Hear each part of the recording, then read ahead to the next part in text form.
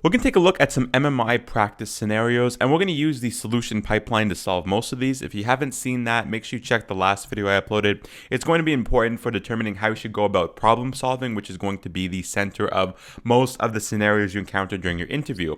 So make a bunch of these different practice scenarios. I'll put them in a bunch of different videos, so make sure you watch them all to prepare yourself for anything they can throw at you during your interview. Let's go ahead and get started with our first scenario. We'll keep it easy for this one. Let's say this is you, right? So you are going to be playing the role of you in this scenario. Simple enough. This is you, and you just recently purchased a condo. So congratulations, you are now a homeowner.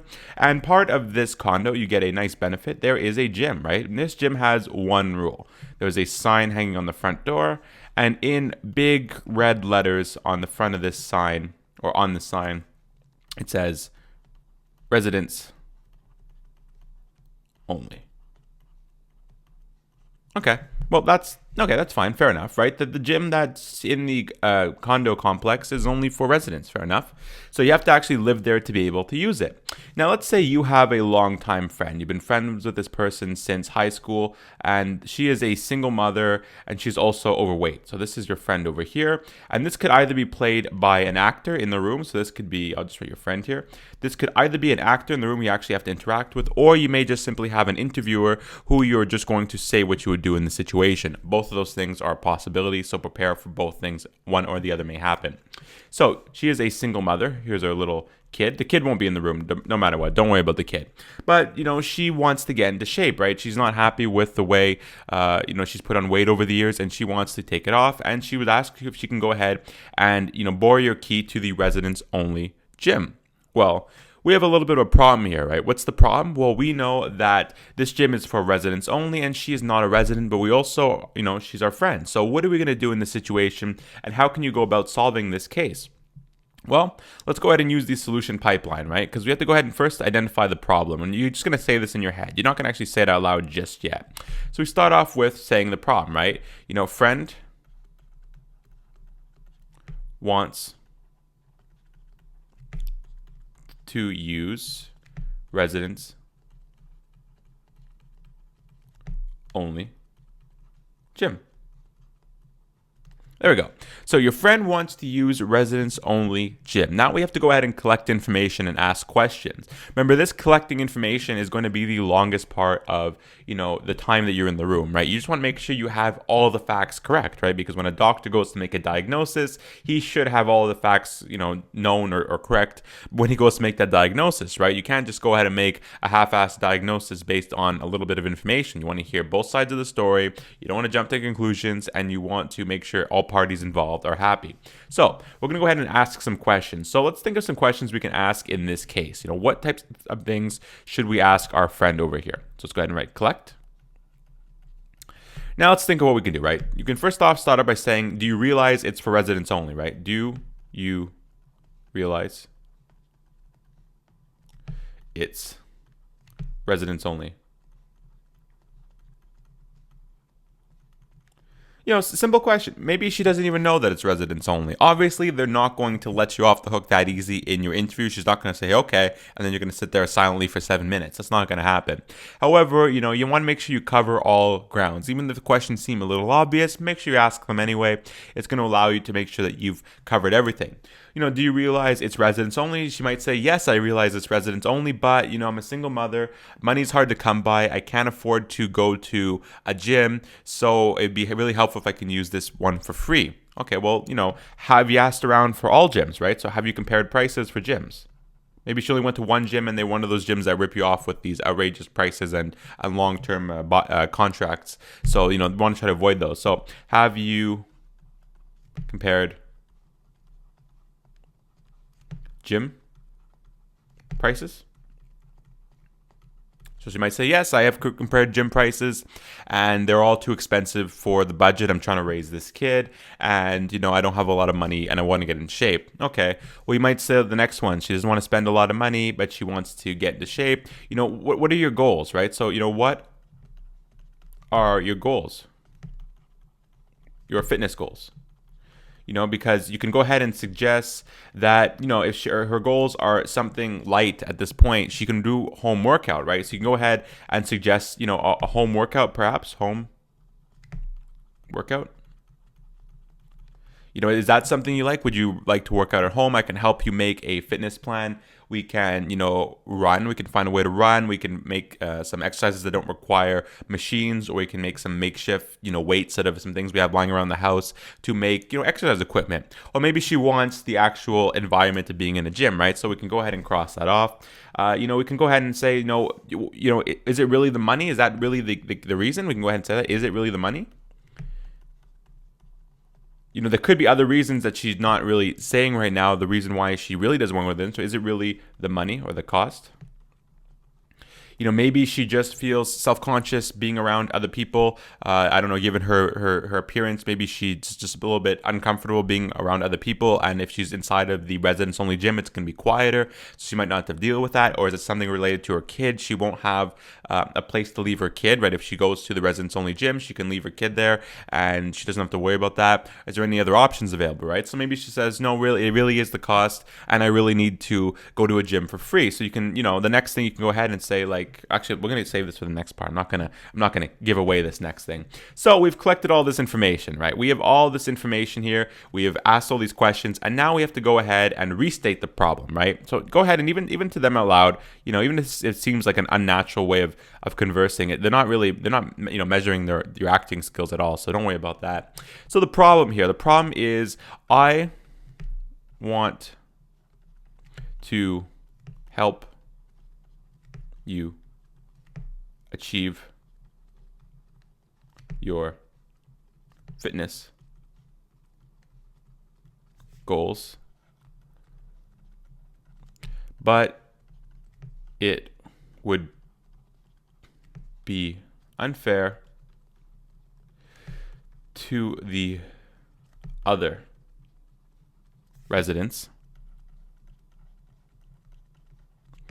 if I let you use this gym. So you'll say this out loud. You're going to go ahead and state the problem at hand, the decision you have to make out loud, right? So I want to help you out. I want you to achieve your fitness goals. You're a dear friend of mine. However, it's going to be unfair to the other residents if I let you use this gym, right? What would my feelings be, or how would I feel towards other residents allowing their friends to use the gym, right? The equipment's going to get worn down. There's going to be a lot of people in the gym who shouldn't be there, and you're going to lose that benefit of having this gym that's residents only. It's going to be gone. So what's a solution we can go about? Right now it comes time to actually looking at solutions. We're going to go ahead and think about all the possible solutions we have over here, right? Let's have every possible solution. Just go ahead and list a bunch of them, right? Solution number one, too bad. Just say too bad, so sad. This is where you just tell your friend to screw off and leave them, to deal with their own problems. Well, that's not a good one, right? We're respecting the ability to, to go by the rules of the gym, but we're just not caring about our friend, right? That's not showing compassion, right? So this is not going to be a good option. Let's go through all the options before you actually go ahead and knock some off. So too bad, so sad. You can say, okay, you can use the gym.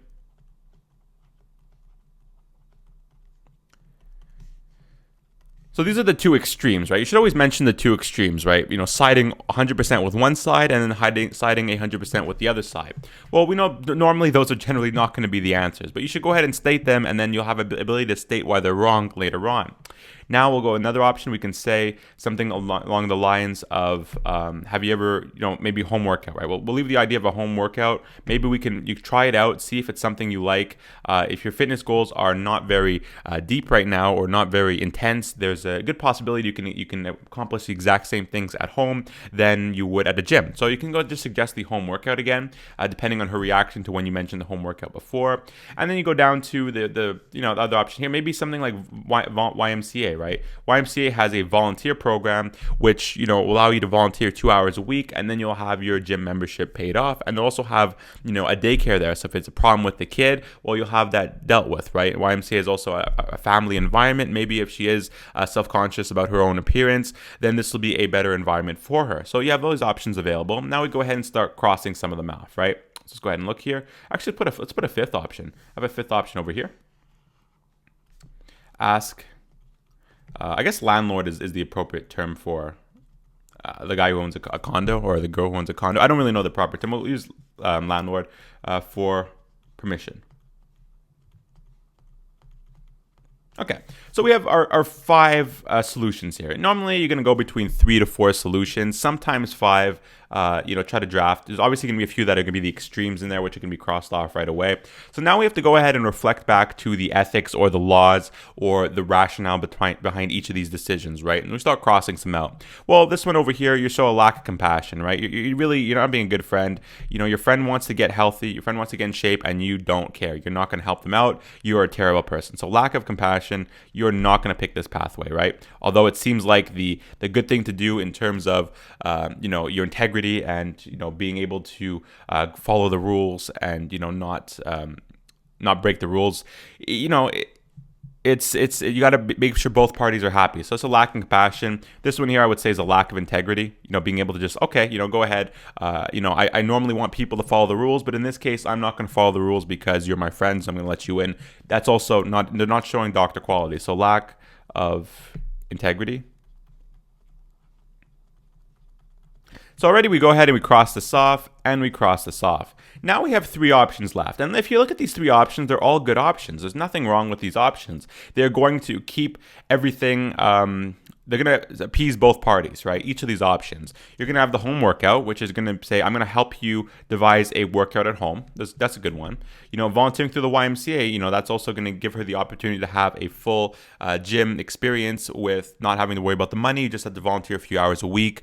You can also have daycares that will take care of your kid while you're working out. So you have all those things worked out. We have all, considering all their needs.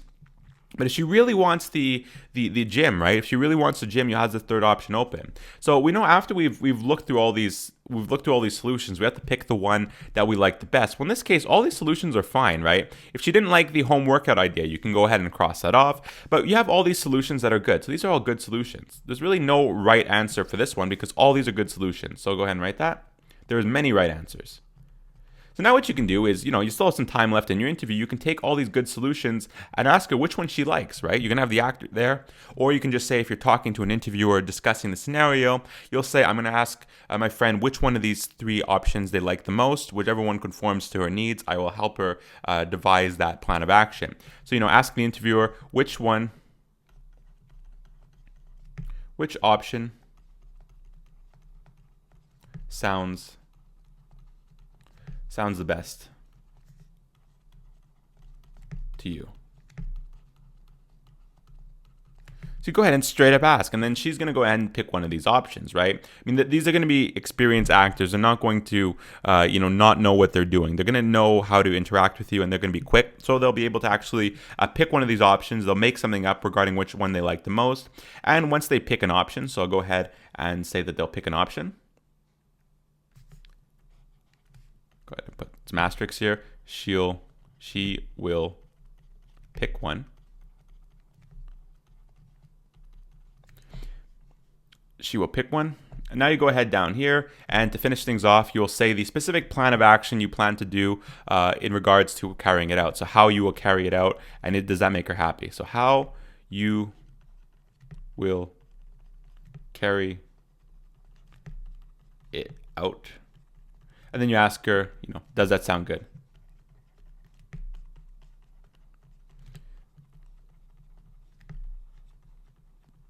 Okay, so by this here, I'll show you what I mean and what I would do for each of them up here, right?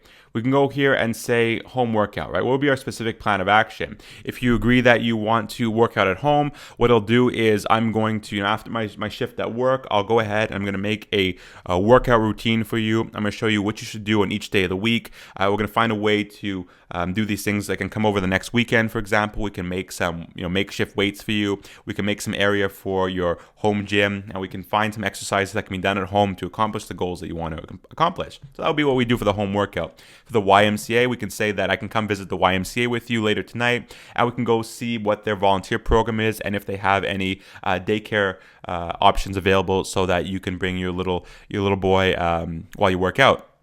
And then ask the landlord for permission. You can say, this weekend when I go to discuss or to talk with something with the landlord, I'll ask if there's any chance that a friend of mine could use the residence-only gym, or if she can pay a smaller fee to have access to it, or if I can sign some sort of responsibility form for the actions she'll be doing in the gym, right? Whatever the requirements are that are preventing non-residents from using the gym, maybe we'll ask the landlord first, right? And then see if that's going to work out. So this is a case where we have many options available. There's no wrong answer for something like this, but there are right answers, right? You don't want to have one of these things that are just going to take one side of the story. You want to avoid those. You're going to want to find the ones that are going to, appease both parties. None of the residents are going to be mad here because she is not using the gym without permission, or she's not using the gym at all in some cases. And you're not going to just leave your friend for dead. She's going to be able to have a way to work out as well.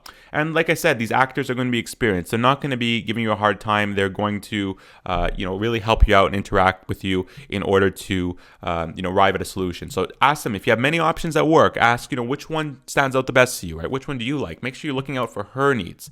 Then she'll pick one, and then you can make your specific plan of action. So how will we carry that out? This is what we're going to do to arrive at that solution. So you can actually come up with the actual thing that's going to happen. That was case number 1. I hope you guys enjoyed. I'll have a lot more coming up. Make sure you leave a question below if you have any questions, or a comment below if you have any questions, and we can discuss this case in further detail if you want. See you then.